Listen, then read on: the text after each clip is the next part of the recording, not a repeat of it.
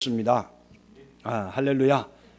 그래서 이 추운 겨울을 따뜻하게 나시라고 옷을 한 벌 준비했는데 가죽옷입니다. 무스탕 최고급 가죽옷을 한 벌씩 준비를 했으니까 예배를 마치고 나가시는 분들마다 이 가죽옷을 다 입고 가시기를 바랍니다. 저한테 감사할 필요는 없습니다. 그래서 이 겨울, 추운 겨울 감기 들지 않게 따뜻하게 지낼 수 있기를 주의 이름으로 축원을 드립니다.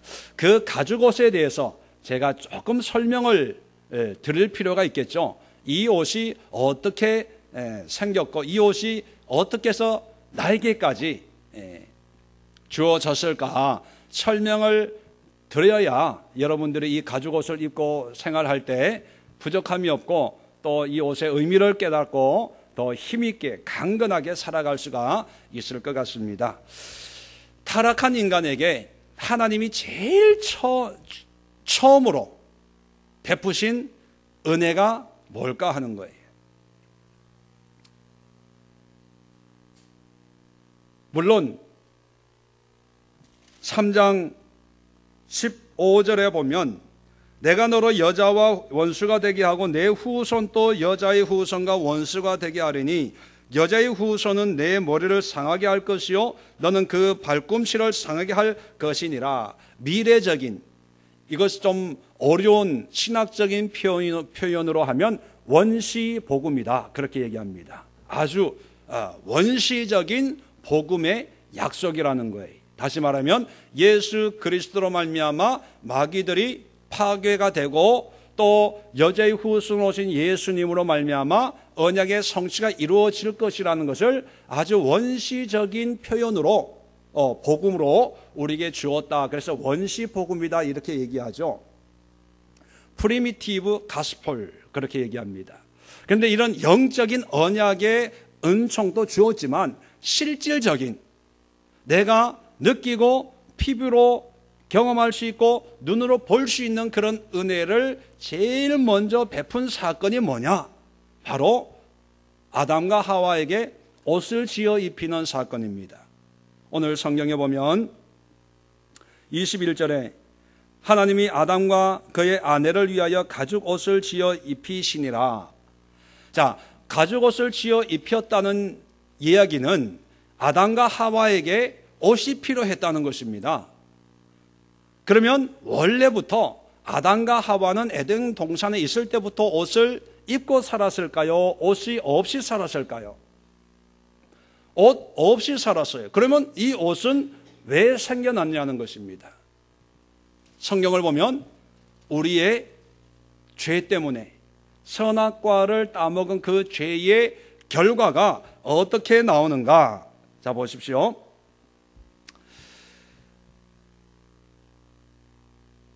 몇 절을 보시냐면 3장 7절을 보십시오. 이해라고 하는 것은 선악과를 뱀의 꾀임에 넘어가서 선악과를 따 먹은 후에 자, 그들의 눈이 아담과 하와의 눈이 밝아졌습니다. 밝아져서 자기들이 벗은 줄을 알고 무화과 나무 잎을 엮어 치마로 삼았더라. 자, 선악과를 따먹은 즉시로 나타나는 효과가 눈이 밝아졌는데 영안의 눈이 밝아졌으면 괜찮아요. 하나님을 더 잘 알고 자세히 알고 하나님과의 은혜가 더 돈독하게 될 수 있었는데 이 눈이 밝아지면서 보았던 것이 뭡니까? 바로 부끄러움이었어요. 그런데 이 부끄러움은 전혀 모르는 사람에게서 발견한 부끄러움입니까? 아니면 내 몸이요, 아담이 하와를 처음 만날 때 뭐라고 얘기했습니까? 이는 내 뼈 중에 뼈요 살 중에 살이다, 그렇게 얘기했거든요. 네 살이 내 살이고 내 뼈가 네 뼈고 네 뼈가 내 뼈고 구별이 안 되는, 몸은 따로지만 일심동체 또 일체의 그런 고백을 했던 그런 대상이 아담이었고 하와였습니다. 부끄럽지가 않았어요. 그런데 죄가 들어오고 나서 보니까 조금 전까지만 해도 한 마음이고 한 몸이었던 이 사람이 남처럼 느껴지는 거예요. 부끄러워서 가리는 거예요.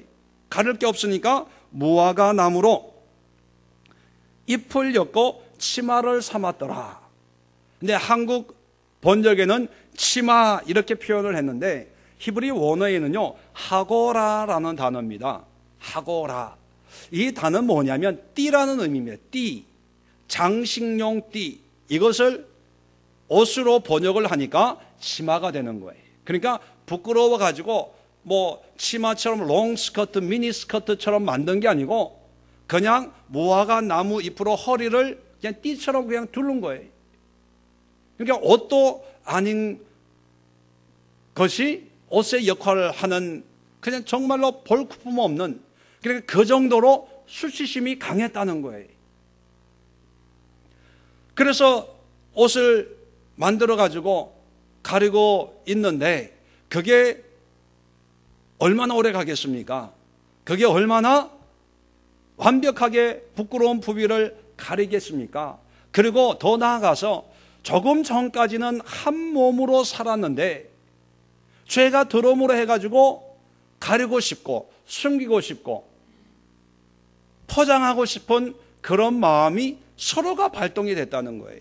그래서 옷은요, 우리가 이렇게 옷을 입고 다니는 이 이유가 패션 업계를 먹여 살리기 위해서 옷을 입는 것이 아니고 옷을 입을 때마다 우리가 고백해야 될 게 뭡니까? 하나님 미안합니다. 죄송합니다. 우리의 죄 때문에 이 옷을 입고 있습니다. 날마다 옷 입을 때마다 벗을 때마다 마음으로 고백해야 됩니다. 이 옷의 유래가 그렇다는 거예요.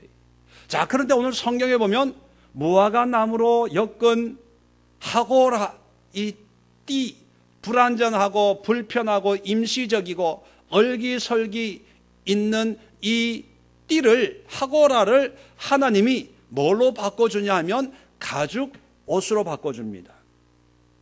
가죽 옷이라고 하는 것은 영구적인, 그리고 하고라라고 하는 그 띠의 의미가 아니라 옷이라고 하는 것은요, 히브리 원어에 보면 케토네트라는 단어입니다. 케토네트라는 단어는 외투, 겉옷이라는 뜻입니다. 그리고 가리워준다, 동사형으로는 가리워준다, 감싸준다, 그런 뜻을 가지고 있는 단어입니다. 케토네트. 가죽으로 케토네트를, 외투를 만들어 준 거예요. 근데 한국 번역으로는 가죽이지만 여러분 상황적으로 보면 가죽 옷이 아니라 털옷인 거예요. 털옷. 짐승의 털을 가공을 한 것이 가죽입니다. 소의 껍질을 가공해서 소 가죽이 되는 거죠. 근데 당시에는 소의 가공하고 이러는 그런 상황이 아니었겠죠. 짐승을 잡아서 그 껍데기로 옷을 만들었는데, 외투를 만들었는데 과연 무슨 짐승을 잡았을까 아무도 몰라요. 그런데 신약과 구약을 연결해서 미루어 짐작해 보면 이 짐승은 어떤 짐승을 잡았을까요?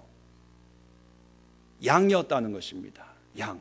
왜냐하면 4장에 보면 가인과 아벨이 제사를 드리는데 아벨이 뭡니까? 2절에 보면 아벨은 양치는 자여서 이제 하나님 앞에 제물을 잡아 하나님 앞에 드리는데 4절에 보니까 아벨은 자기도 양의 새끼와 그 기름으로 드렸더니, 그런 말이 나오거든요. 그렇게 보면 아마 이 아벨이 엄마 아버지의 그 겉옷을 보고 양을 잡아서 하나님 앞에 드렸지 않았을까. 그리고 이 양의 개념이 예수 그리스도로 오면 예수님이 우리의 어린 양, 세상 죄를 지고 가는 어린 양으로 연결되니까 이 옷은 양털로 만들어진 케토네트다, 이렇게 생각할 수가 있습니다. 자, 여기서 이제 중요한 것은 이게 서론이고요. 자, 이 가죽옷의 의미가 뭘까 하는 거예요. 죄 지은 인간을 심판하고 책망하신 후에 가죽옷을 지어 입혔습니다. 자, 하나님께서 직접 만든 옷이에요. 자, 이 가죽옷에 담겨져 있는 의미를 우리가 알아보려고 합니다. 자, 그렇다면 이 가죽옷의 의미를 알기 위해서는 어떤 상황에서 하나님이 직접 가죽옷을 지어 주셨는가 상황을 우리가 먼저 살펴볼 필요가 있습니다. 자, 다시 성경으로 돌아가서 치마를 7절에 보면 치마를 만들었습니다. 그랬을 때 9절에 보십시오. 여호와 하나님이 아담을 부르십니다. 그에게 이르시되 내가 어디 있느냐 물어요. 그랬더니만 10절에 내가 동산에 하나님의 소리를 듣고 내가 벗었으므로 두려워하여 숨었나이다. 자, 보세요. 잘 보세요. 지금 무화과 나무 잎으로 치마를 만들어 입었죠. 부끄러움을 깨닫고 부끄러움을 가렸어요. 그런데 하나님이 아담을 부르세요. 자, 불렀는데 아담은 지금 치마 무화과 나무 잎이지만 치마로 부끄러운 데를 가렸어요, 안 가렸어요? 가렸죠. 자, 가렸는데도 하나님이 부르세요. 부르는데 내가 여기 있습니다 하는 것이 아니고 무서워서 숨었어요. 자, 하나님이 무서워서 숨었습니까? 부끄러워서 숨었습니까? 성경에 보니까 뭐라고 얘기하고 있습니까? 내가 벗었으므로 두려워하여 숨었다는 거예요. 이 얘기는 뭐예요? 사람이 가려도 그 부끄러움을 가릴 수 있어요, 없어요? 없다는 거예요. 불완전하다는 거예요. 다시 말하면 내가 아무리 무화과 나무 잎으로 종려나무 가지로 나의 부끄러운 것을, 나의 수치를, 나의 죄를 가려도 하나님 앞에서는 여전히 부끄러워서 숨을 수밖에 없는 그런 존재라는 거예요. 자, 부부간에는 부끄러워서 가렸는데 부부간에는 부끄러워했을까요, 안 했을까요? 안 했겠죠. 왜? 부끄러운 데를 가렸으니까, 무화과 나무 잎으로. 그런데 하나님 앞에는 부끄러운 데를 가렸는데도 부끄러워서 나설 수가 없는 거예요. 지금 그런 상황이라는 거예요. 하나님을 마음껏 예배하고 하나님 앞에 나갈 수 없는 그런 상황이에요. 그러니까 하나님이 이제 심판을 하는데, 자, 14절부터 뱀에게, 14절에 뱀에게, 사탄에게 저주를 하고, 또 15절에 보면 내가 너로 여자와 원수되게 하고 쭉 하면서 16절 여자에게, 하와에게 심판을 하고 17절에 아담에게 심판을 합니다. 그리고 18절에 보면 땅을 심판을 합니다. 그리고 19절에 보면 아담이 이제 땀을 흘려서 먹어야 되겠고 이제 흙에서 취했으니 흙으로 돌아갈 것이다. 이제 죽음을 확정을 짓습니다. 그러다가 너는 죽어야 돼. 흙에서 왔으니 흙으로, 왜 티끌로 진흙으로 만들었으니까 진흙으로 만들어진 너는 다시 진흙으로 돌아가야 돼 하는 것으로 심판을 마칩니다. 자, 아담은 영원히 하나님과 에덴 동산에서 살 것처럼 느꼈는데 이제 범죄함으로 말미암아 하나님의 심판을 받아서 쫓겨나야 돼요. 그리고 죽어야 됩니다. 일해야 돼요. 수고해야 돼요. 땀을 흘려야 돼요. 하와는 잉태의 수고를 해야 되는 그런 심판을 받았습니다. 자, 기분 좋을까요? 안 좋을까요? 당연히 안 좋죠. 그 다음부터는 두려움이 찾아오겠죠. 염려가 찾아오겠죠. 이제 어떻게 살까? 뭘 먹고 살까? 이제 이곳에서 나가면 무슨 일이 기다리고 있는지 모르는데 하루하루가 두려움이요, 염려요, 걱정이요, 근심이 될 수밖에 없는 그런 환경입니다. 그리고 만들어 놓은 옷도 2, 3일에 한 번씩 갈아야 되겠죠. 왜? 바스라지니까. 마르면 바스라지면 또 가려야 되고. 여러분, 이런 거 보면 부부 간에는요, 하나님의 은혜가 임하면 감추질 않아요. 숨길 게 없어요. 그런데 하나님의 은혜가 아니고 거기에 죄가 들어가면 부부 간에도 일심동체, 뭐 네 몸이 내 몸이고 내 몸이 내 몸이고 뭐 그런 관계라 하더라도 하나님의 은혜가 들어가면 부끄러울 게 없고 감출 게 없고 니꺼 내끼가 없는데, 하나님의 은혜 대신에 죄가 들어가는 순간 숨기고 싶은 게 있다는 거예요. 부끄러운 게 있고 감추고 싶은 게 있다는 거예요. 자, 부부 얼굴 한번 쳐다보세요. 감추고 있는 게 있나 없나 눈으로 물어보세요. 눈으로 말해, 뭐 이런 거. 부끄러움이 없어야 하나님의 은혜 속에 있는 겁니다. 하여튼 죄가 들어가니까 부끄러워서 이 옷을 2, 3일에 한 번씩 갈고 또 신경을 써야 되고, 그리고 하나님 앞에는 감히 나설 수 없는 그런 존재가 됐어요. 그러니까 영적으로, 육적으로, 심적으로 완전히 낙심이 되는, 근심이 되는 그런 상황이라는 것을 우리가 한번 상상을 해보자는 거예요. 자, 그랬을 때, 자, 20절, 19절까지 하나님의 저주와 심판이 끝나고, 이제 20절부터는 심판받은, 저주받은 아담과 하와의 그런 모습이 나오는데, 자, 이렇게 하나님의 심판을 받고 나서 아담의 첫 번째 반응이 뭐냐면 20절 보십시오. 아담이 그의 아내의 이름을 하와라 불렀으니 그는 모든 산자의 어미가 됨이더라. 자, 염려했다, 근심했다 이런 것도 있었지만 이것은 기록하고 있지 않아요. 아담이 첫 번째 반응은 뭐 한 거였다? 아내의 이름 바꾸는 거였어요. 이름 바꾸는 거. 자, 원래 이 하와의 원래 이름은 뭐였습니까? 원래 이름은, 자, 2장 23절 보십시오. 창세기 2장 23절. 아담이 이르되 이는 내 뼈 중에 뼈요 살 중에 살이라. 이것을 남자에게서 취하였은즉 뭐라 부르리라? 여자. 여자의 여자. 히브리 말로는 이샤. 그게 여자거든요. 원래 이름은 여자였어요. 여자야 밥해라, 여자야 빨래해라. 빨래할 게 없었죠. 옷이 없었으니까. 여자야 놀러가자, 여자야 어딨니, 이렇게 불렀어요.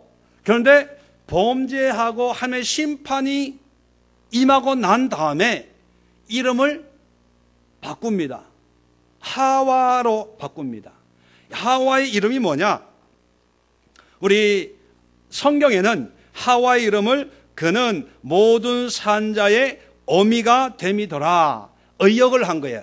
문맥상의 의미로 의역을 한 건데요, 문자적인 하와의 의미는 생명을 주는 자예요. 생명을 주는 자. 하와, 생명을 주는 자. 자, 여기서 우리가 이 하와의 여자의 이름을 하와로 바꾸고 난 뒤에 하나님이 아담과 그의 아내를 위하여 가죽옷을 지어 입힌 거예요. 가죽옷을 지어 입힐 수밖에 없었던 하나님의 사정이 있었다는 거예요.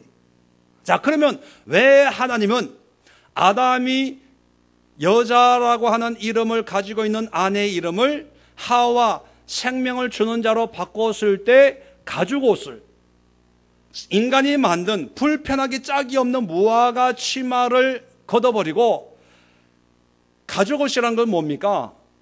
짐승을 잡아서 그 피를 흘려서 고기는 버리고 가죽을 가공해서 외투로 만드는 거거든요. 그러면 이 가죽옷을 만들려면 짐승을 잡아 죽여야 돼요. 근데 그 당시에는 짐승도 하나님의 피조물이었거든요. 좀 이따 말씀드리겠지만 짐승도 하나님이 창조물 가운데 만들었을 때 보기에 좋았더라 했거든요. 그런데 짐승이 범죄한 게 아니고 인간이 범죄했는데 짐승을 잡아 죽여야 되는 거예요. 하나님 입장에 큰 희생을 치러야 되는 거예요. 왜? 자기의 피조물을 죽여서, 피조물이 죄 지은 것도 아닌데 죄 지은 인간의 부끄러움을 덮어주기 위해서 피를 흘릴 수밖에 없었던 하나님의 사정이 뭘까? 여기에 가죽옷의 비밀이 담겨져 있습니다. 자, 그게 뭐냐면 이름의 첫 번째 이유가 담겨져 있습니다. 여자에서 하와로 이름을 바꾸는 걸 보고 내가 얘네들에게 뭔가 해줄 수밖에 없구나, 그런 감동을 받았다는 거예요. 그게 뭐냐면 아담은요, 보세요. 하나님은 에덴 동산에서 영원한 생명을 약속했습니다. 그래서 생명나무를 허락했죠.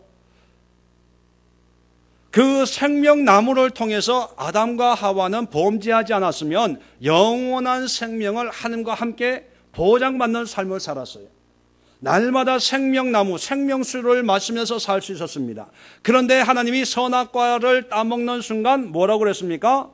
반드시 죽으리라. 이 죽음은 누구로부터 온 거예요? 죄로부터 온 거고 마귀로부터 온 거예요.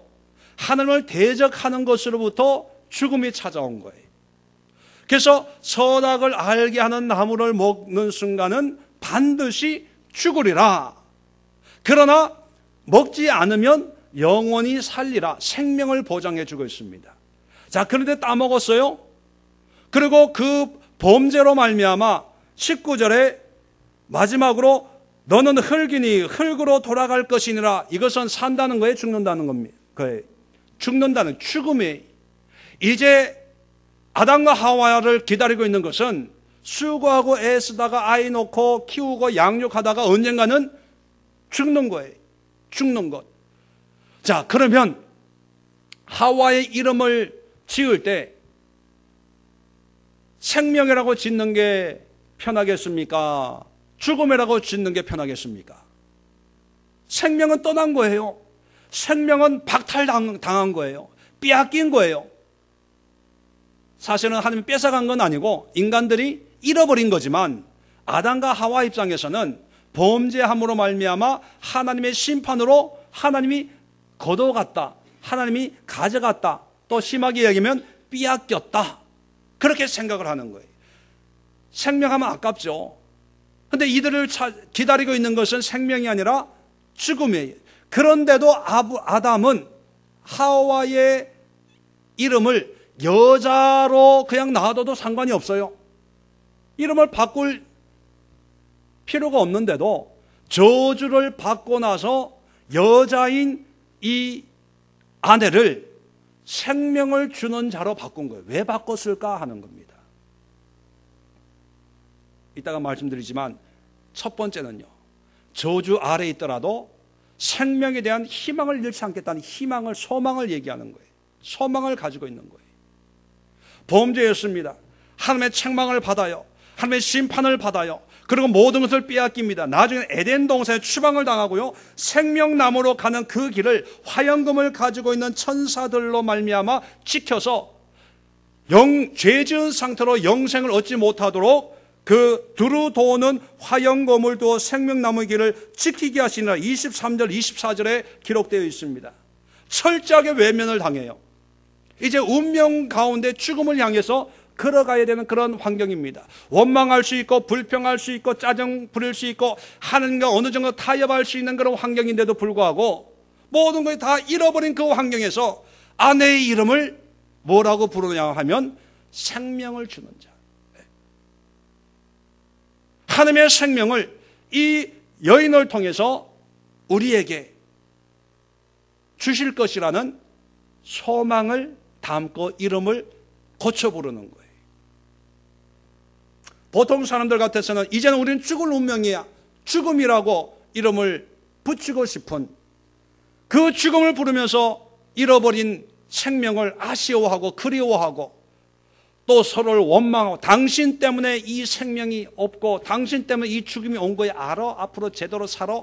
뭐 이러고 평생을 아웅다웅 찢고 뽑고 싸워 또 시원찮는 그런 환경인데도 불구하고 죄 지은 그 여인, 나로 하여금 선악과를 먹게 했던 그 여인, 나로 하여금 하나님 앞에 죄 짓게 만든 그 여인을 죽음이라는 이름으로 부르지 않고 생명을 주는 자라고 불렀다는 것은요, 그 여인으로 하여금 또다시 하나님의 생명의 역사를 하나님께서 이루어 가신다는 소망을 발견하는 거예요.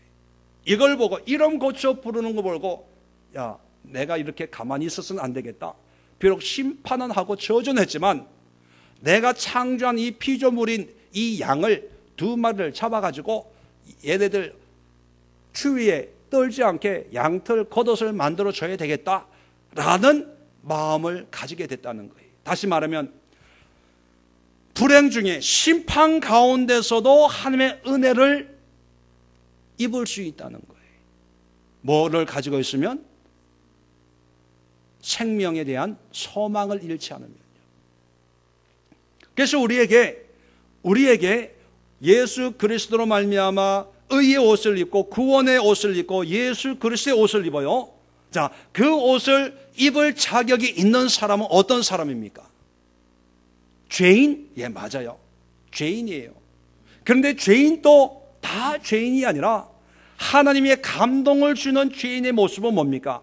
비록 나는 죄인이지만 그러나 죄인의 삶 속에서 하나님의 생명의 역사가 일어날 것이다. 더 나아가서 구원의 역사가 나를 통해서 또는 내 아내를 통해서 내 자녀를 통해서 내 이웃을 통해서 내 친지를 통해서 내 부모를 통해서 우리의 교인들을 통해서 생명의 역사가 일어날 것이라는 것을 믿고 그 생명의 소망을 가지고 죄를 보는 것이 아니라 뭐를 봐요? 생명을 보는 자에게 하나님의 은혜의 가죽옷을 입혀주는 거예요. 이해되시면 아멘. 그래서 여러분, 우리는 죄인이에요. 또 죄를 졌고요. 또 어떤 경우에는 나는 아무 일도 안 했는데 누구 때문에 내가 그 죄의 올무에 빠진 그런 억울한 죄인도 있을 수 있어요. 영적으로는 다 죄인이지만 우리가 살아갈 때 보증을 잘못 썼다.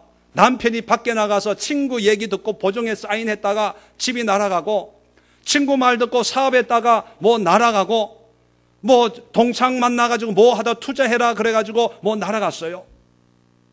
자, 날아갔다고 해서 원망 불평하는 것이 아니라 그 하나님의 심판과 그 책망과 저주 가운데서도 우리는 하나님의 생명을 소망할 수 있는 희망을 붙들고 있으면 심판 가운데 하나님은 우리에게 가죽옷의 은혜를 입혀 주신다는 것입니다.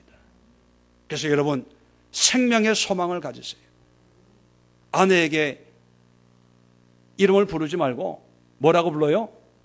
생명, 그렇게 불렀어요. 그렇다고 생명보험 들려고 하는 게 아니라 하와, 그렇게 불러. 당신은 생명을 주는 자야. 남자 여자의 구별이 없습니다. 남자들도요, 영적으로 보면 성별의 의미가 없잖아요. 남자들도 나를 통해서 하나님의 생명의 역사가 기대되고 소망이 되면 그 남자들도 영적인 하와가 되는 거예요. 그러면 아내들도 남편에게 하와, 그렇게 부르는 거예요. 생명을 주는 사람.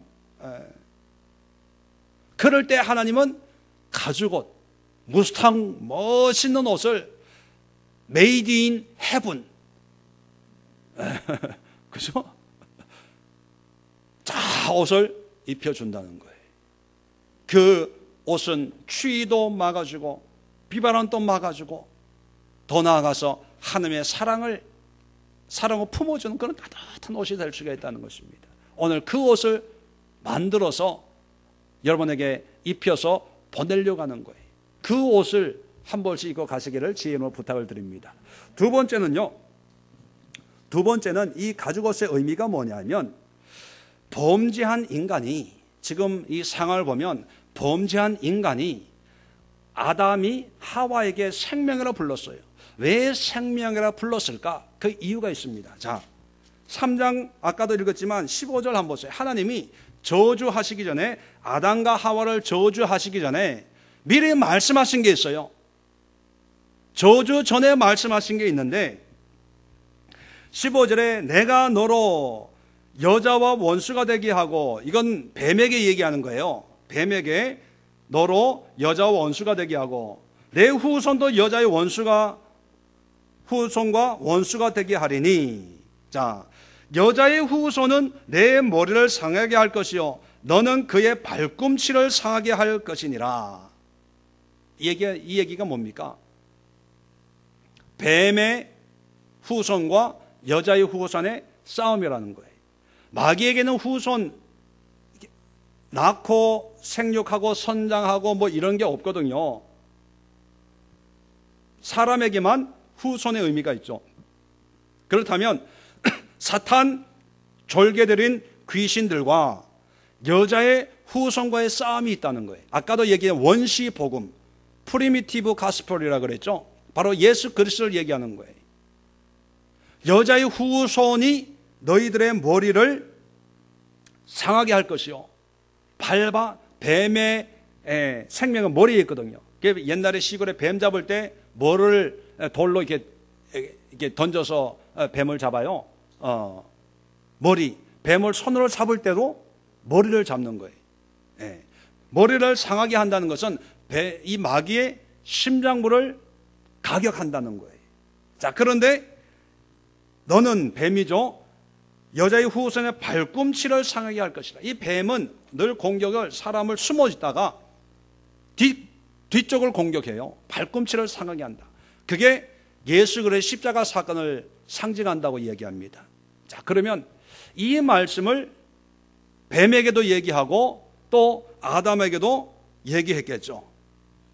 자, 그랬을 때 아담과 하와는, 아담 입장에서는요, 하와에게 생명이라고 하는 이름을 붙여줌으로 해서 그 여자가 이제 임신하고 잉태해야 되지 않습니까? 자녀를 낳아야 되잖아요.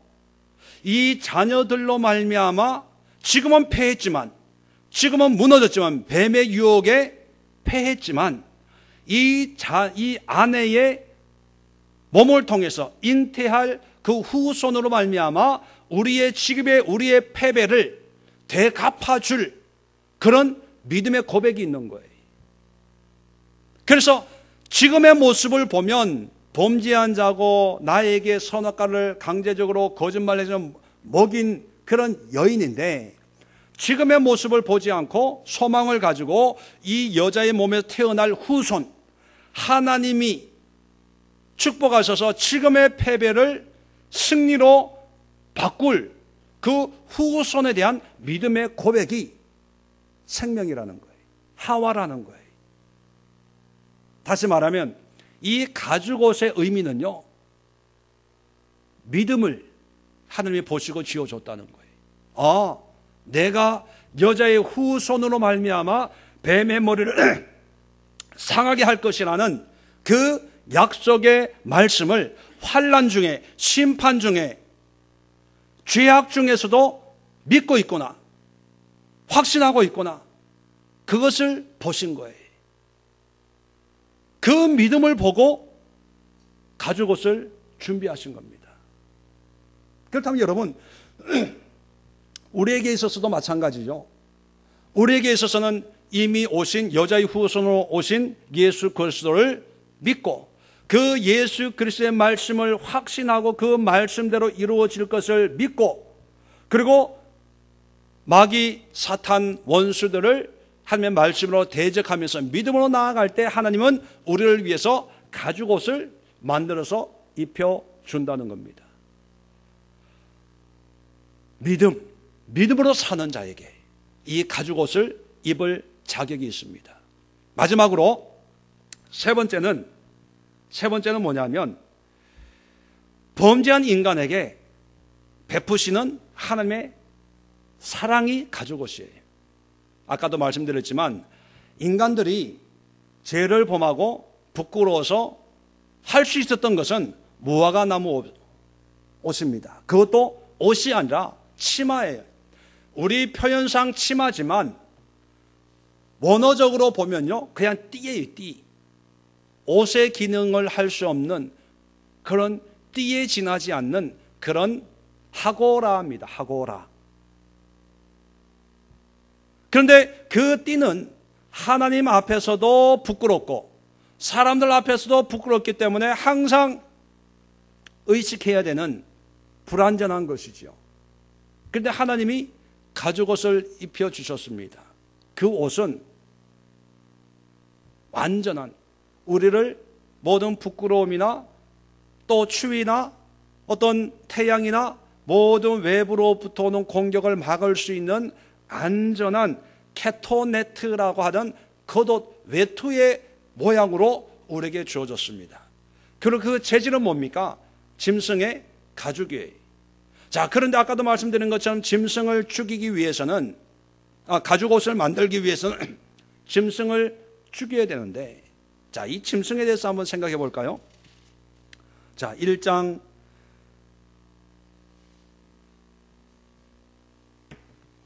24절 한번 보십시오. 1장 24절에 보면 하나님이 이르시되 땅은 생물을 그 종류대로 내되 가축과 기는 것과 땅의 짐승을 종류대로 내라 하시니 그대로 되니라. 자, 가축도 짐승도 하나님의 말씀으로 창조하셨습니다.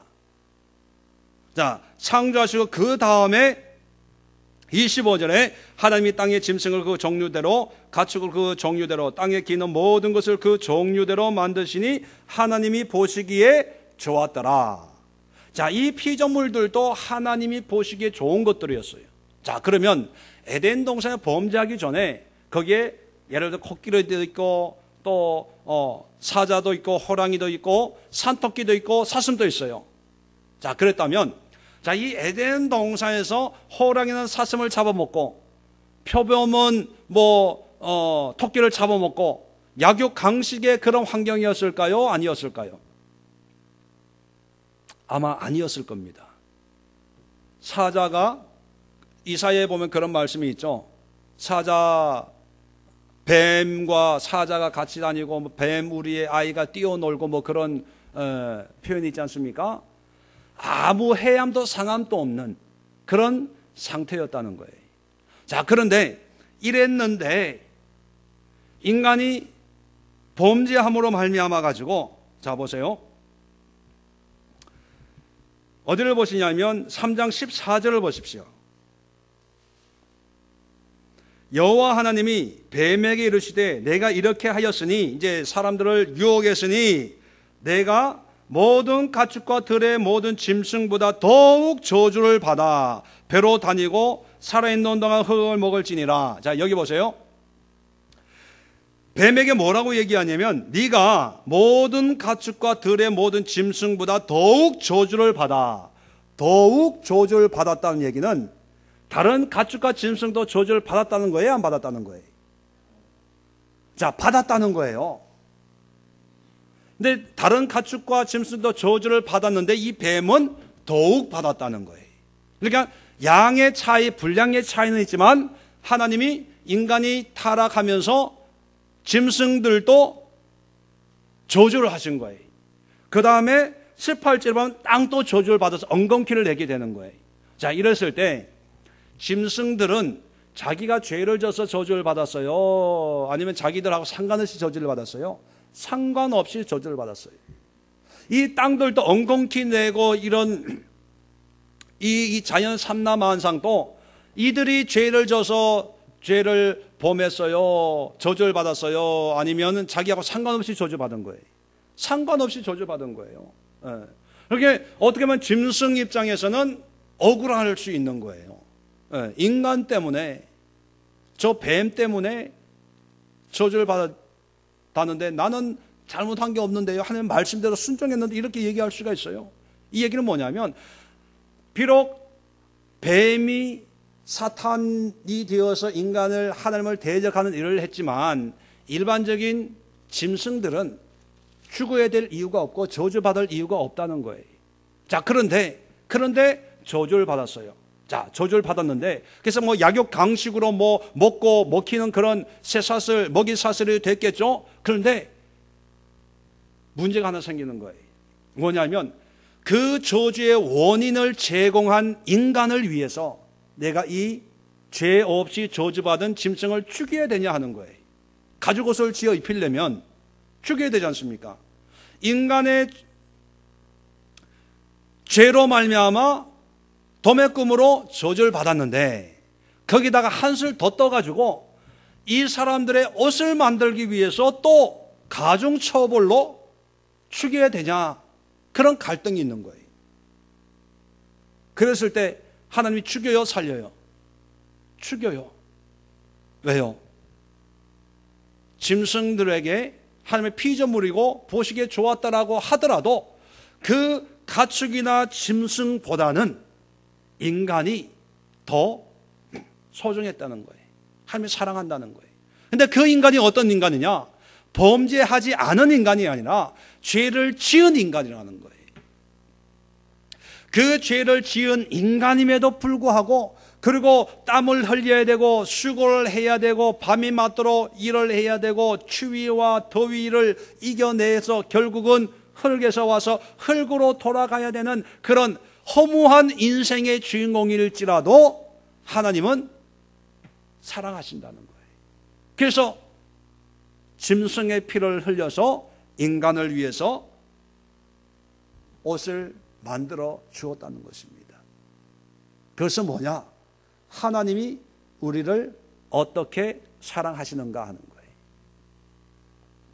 그래서 하나님은 의인만 사랑하는 것이 아니라 에덴 동산에 있는 아담과 하와만 사랑하는 것이 아니라 비록 선악과를 먹고 추방당한 이 아담과 하와까지도 나의 피조물이고 나의 창작물이고 나의 소유가 된 이 짐승의 생명까지도 아낌없이 들여서 이들의 허물을, 부끄러움을 감싸주는 그런 은혜를 베풀어 주신다는 것입니다. 그래서요, 이 가죽옷을 입을 자격이 있는 사람은 하나님의 사랑을 깨닫고 경험하고 그 사랑을 덧입는 사람만이 이 가죽옷을 입을 수 있다는 거예요. 왜냐하면요, 이 가죽옷은 옷의 용도가 뭡니까? 죄로 말미암아 부끄러운 것을 가리는 용도 아닙니까? 다시 말하면 인간이 가리려고 해도 완전하지 않고 불완전한 인간의 수고로는 우리의 죄를 다 가릴 수조차 없고, 가린다 하더라도 항상 불완전한 상태였는데 하나님이 짐승의 가죽으로 우리의 죄를 가려주는 거예요. 자, 가렸을 때 가죽옷 입는다고 해서 선악과를 먹은 그 죄가 없어집니까? 안 없어져요.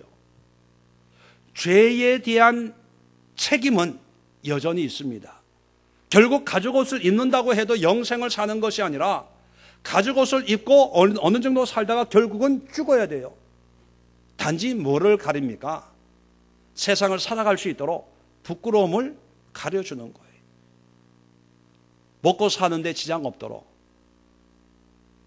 하나님 보시기에는 가죽옷을 입었든 안 입었든, 무화과 나무로 치마를 만들고 부끄러운 데를 가렸던 간에 하나님 앞에는 여전히 죄인의 모습입니다. 그런데 하나님 입장을 위해서 가죽옷을 입혀준 게 아니고 누구 입장에서 만들어준 거예요? 우리 인간 입장에서 만들어준, 불편하지 않게 살라고, 불편하지 않게 생활하려고, 불편하지 않게 너희들끼리 살라고. 이게 하나님의 사랑입니다. 자, 성경을 보면요, 로마서 4장 7절 8절에 이런 말씀이 있습니다.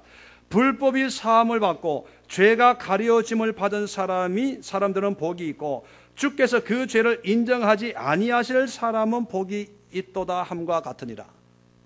자, 여기 보면 죄에 대해서 세 가지를 얘기합니다. 첫 번째는 뭐냐면 불법이 죄 지은 거예요. 죄 지은 것을 사함받는 것. 죄를 졌는데 죄 안 지은 걸로 완전히 탕감받는 것도 복이 있고, 또 죄가 가려짐을, 죄가 있는데 하나님이 그 죄를 없는 것처럼 가려주는 사람은 복이 있다는 거예요. 그리고 주께서 그 죄를 인정하지 아니하실 사람, 죄는 죄인데 내가 그 죄를 죄로 인정 안 해줄게 하는 사람도 복이 있다는 거예요. 자, 그러면 이 가죽옷은 하나님이 아담과 하와에게 입혀서요, 죄를 가리워 준 거예요. 자, 그러면 아담과 하와는 복 받은 사람입니까? 안 받은 사람입니까? 복 받은 사람이에요. 그런데 복 받았는데도 뭘 해야 돼요? 여자는 잉태의 수고를 해야 되고, 남자는 땀 흘려 일해야 되고, 그리고 흙에서 와서 흙으로 돌아가야 돼요. 그 환경을 보면 죄의 저주예요. 그죠? 하나님의 심판이에요. 그런데 가죽옷을 입은 거는 뭐예요? 하나님의 축복이에요. 하나님의 은혜예요. 하나님의 사랑이에요. 우리는 두 가지 심판과 은혜 가운데 살고 있어요. 자, 그런데 우리의 삶을 유한한 70년, 80년, 90년, 100년 이 문제 가운데 희노애락과 생로병사 속에 사는 것은 분명히 하나님의 심판 가운데 우리가 있는 거예요. 죄 때문에 우리가 태어났다가 죽어야 되는 거죠. 이건 하나님의 심판이에요. 죄인이기 때문에. 그런데 그 죄인의 삶 가운데서도 하나님의 사랑의 은혜를 덧입고 살면 뭐를 받은 사람이에요? 복 받은 사람이라니까요. 복 받은 사람. 그러니까 이 가죽옷은요, 하나님의 사랑의 그 은혜를 축복으로 여기는 사람이 입는 옷이라는 거예요. 그러니까 여러분, 환경은 어렵고 돈은 없고 병은 있고요, 자식은 속썩이고 남편은 바람 피우고 뭐 딴짓하고 뭐 되는 게 하나도 없어도요, 내가 하나님의 사랑을 덧입고 있다는 이 사실을 깨닫는 순간 하나님이 우리에게 가죽옷을 입혀주시고 이 가죽옷을 통해서 우리의 수치를, 우리의 부끄러움을 가려주는 복을 우리가 누리고 있어요. 별로 감동이 없나 보네. 자, 더 나아가서요, 이 가죽옷이 예수 그리스도로 말미암아 우리에게 어떤 옷으로 바뀌어지냐면 로마서 13장 14절에 보면 이런 말씀이 있습니다. 오직 주 예수 그리스도로 옷 입고 정욕을 위하여 육신의 일을 도모하지 말라. 자, 무슨 옷을 입어요? 그리스도로 옷 입고 그리스도의 옷을 입는다는 거예요. 우리 예수 믿는 사람이. 자, 갈라디아서 3장 27절에 보면 누구든지 그리스도와 합하기 위하여 세를 받는 자는 그리스도로 옷 입었느니라. 그리스도의 옷을 입었다는 거예요. 자, 이 그리스도의 옷이라는 것은 뭐냐면 세례 요한이 예수를 보시고 요한복음 1장에 뭐라고 얘기합니까? 2장에 보라, 세상 죄를 지고 가는 하나님의 어린 양이로다. 그렇게 말씀합니다. 예수님이 어린 양이에요. 이 어린 양은 우리의 죄를 대신 지고 흘려야 되는 제물입니다. 예수님이 우리의 제물이에요. 우리 대신에 죽어야 될 그 어린 양이라는 거예요. 에덴 동산으로 보면 아담과 하와를 위해서 가죽옷을 지어 입히기 위해서 죽여야 될 양이라는 거예요. 자, 예수님이 어린 양이 죽음으로 그 은혜로 아담과 하와가 가죽옷을 입은 것처럼 예수님이 십자가에 달려 돌아가심으로 우리 믿는 자가 예수 그리스도의 옷을 입는 거예요. 이해되시면 아멘. 그러니까 우리 에덴 동산에서는 아담과 하와는 가죽옷을 입었지만 우리 예수 그리스도를 믿는 사람들은 무슨 옷을 입어요? 예수의 옷을 입는 거예요. 예수의 옷. 예수의 옷이 뭡니까? 하나님의 사랑의 옷이에요. 가죽의 옷을 입은 자는 사람들에게 부끄러운 죄를 숨기고 가려지는 유한적인 효력을 발휘하겠지만 예수님의 옷은 우리의 모든 죄를 완전히 가려주는, 하나님이 직접 오셔서 우리의 죄를 가려주신 완전한 죄를 사해 주시는 의의 옷이 되는 거예요. 그래서 우리는 본질상은 죄인이죠. 그런데 예수님의 옷을, 예수의 가죽 옷을 입는 순간 우리는 뭐가 되는 거예요? 의인이 되는 거예요. 죄가 있지만 죄가 없다고 인정을 받는 그런 사람이 되었어요. 죄 사함 받는. 그래서 아까도 말씀드린 것처럼 로마서 4장 7절로 8절에 죄 사함을 받고 죄가 가려워지고 죄를 인정하지 않는 사람이 된 거예요. 이게 하나님의 은혜예요. 우리가 직접 만든 옷이 아니라는 거예요. 우리의 수고나 행위로 만들어서 의인이 된 게 아니고 하나님이 이 땅에 오셔서 하나님 스스로 십자가에 달려 돌아가시고 피 흘려서 그것을 믿기만 하면 우리에게 가죽옷이 예수님의 옷처럼 되어서 사람들에게도 우리의 부끄러움을 가려주고 하나님에게도 우리의 부끄러움을 가려주는 의의 옷이 우리에게 주어졌다는 것입니다. 그래서 여러분, 가죽옷의 의미가 뭐냐 하면, 자, 첫 번째는 뭡니까? 소망. 두 번째는 후손을 믿는, 생명의 후손을 믿는 믿음. 세 번째는 뭐예요? 예수님의 은혜, 사랑. 이게 뭐냐? 믿음, 소망, 사랑이. 이 세 가지는 항상 있을 것이다. 그런데 고린도 교회는 이 세 가지가 다 있어야 되는데 뭐가 없다? 고린도 교회는 사랑이 없어서 그 중에 제일은 사랑이다. 그렇게 얘기한 거예요. 기본적으로 우리 믿는 자에게는 믿음, 소망, 사랑의 가죽옷이 입혀 있어야 된다는 거예요.